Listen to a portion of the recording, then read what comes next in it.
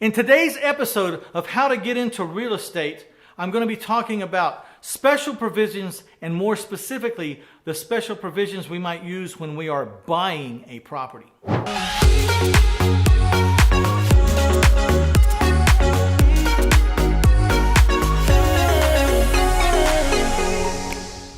For those of you who stick around to the end of this segment, I am going to give away a list of all the special provisions I have used, or the ones that I most often use. It's about 32 different special provisions that I like to review before I consummate a deal in writing. I'll give you a download of this at the end of this segment. In the creative real estate investing business, special provisions are almost always a necessity.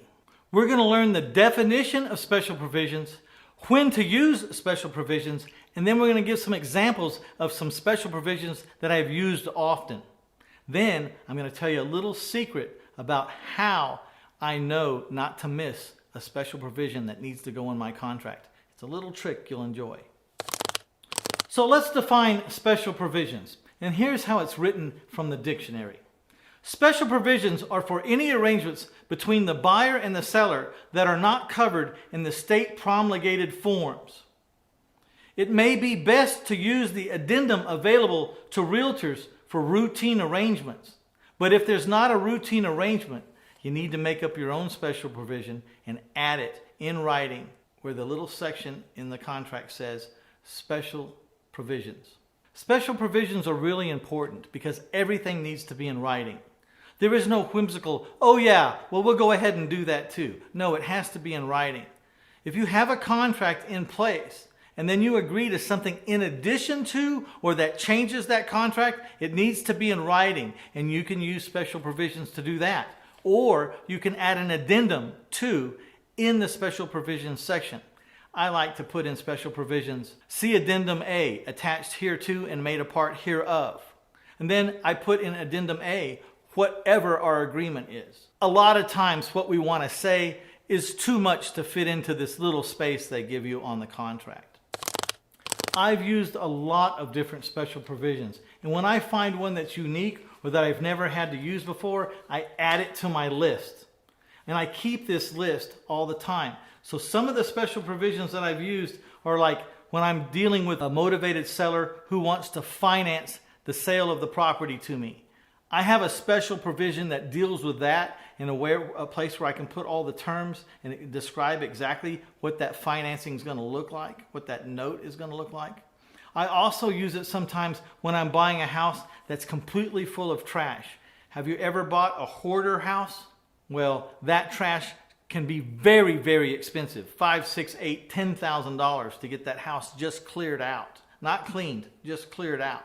And so sometimes when I recognize that I'm dealing with a hoarder and that this house is stacked to the gills with trash, I put in this trash removal special provision, which will compensate me if they don't clean out the house. Sometimes I feel it's necessary to explain to the person that I'm buying the house from that I am a professional and that the price I'm offering is not representative of the market price. Sometimes I do that just to cover myself. Sometimes I'll add special provisions in that are to the benefit of my seller, just so it gets them excited. Like I might add into the special provisions that the buyer, me, is accepting the property as is, where is, with all its imperfections and defects, and without warranty or guarantee whatsoever. I'll put that in there to give the seller comfort. It's really a special provision against me, but I'm willing to accept the property with that, and it kind of helps me sell the idea of I'm buying this property. All right, so there's all these special provisions I've used in my life, and there's about 32 of them right here in my hand. And there's this little secret I use that helps me remember which special provisions I need on which properties. But before I get to that, do me a favor, hit that like button and share this episode with your friends. If you find that we've been insightful, have helped you, or have inspired you or motivated you, please hit that like button and that share button. Very important. And if you haven't subscribed, go ahead and subscribe now, because you'll want to know about all this content that we're going to be delivering over the next months and years. Okay, what's my little secret? It's not complicated and it's simple. I take my special provisions, all 32 of them, 3-4 pages of them, and I put them on top of all my blank purchase contracts. It's the first pages of every contract I have. If you're a professional buyer, you know you have to strike fast. You have contracts in your car, in your trunk, in your briefcase. You have stacks of contracts. You're ready to go. You can buy 3 houses, 4 houses a day if you need to, because you're a pro and you've got these contracts already lined out. All I'm saying is put these special provisions on the top. As you're sizing up a house, as you're writing the contract, you can start to read down this list of all the special provisions you've ever used, and the ones that you need for the property you're dealing with today will jump off the page at you. And you'll be going, oh, I need to put in number 4, and I need to put in number 9, and I need to put in number 13. Oh, this is great. Oh, and I need to put in number 20. You would never remember them in a million years. But the fact that you can go right down the list while you're staring at the house, while you're writing the contract, those special provisions you need will jump off the page at you.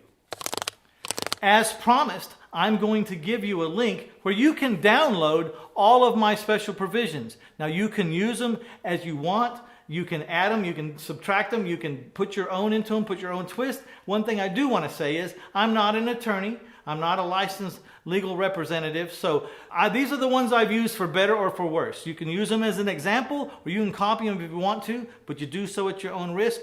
I strongly suggest that you always have a lawyer look over your legal contracts and all your special provisions if you're making them up yourself. So go to 1000houses.com/buying provisions and you'll get this copy of my special provisions. But stick around for the next episode because I'm going to be talking about the selling provisions next.